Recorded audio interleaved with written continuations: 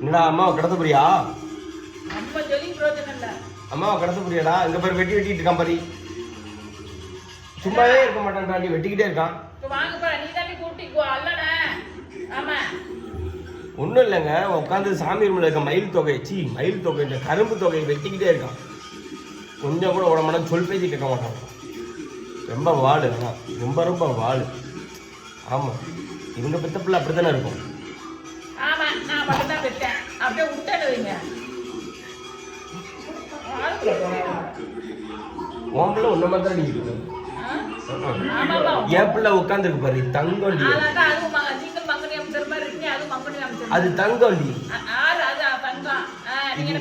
இது வெள்ளி.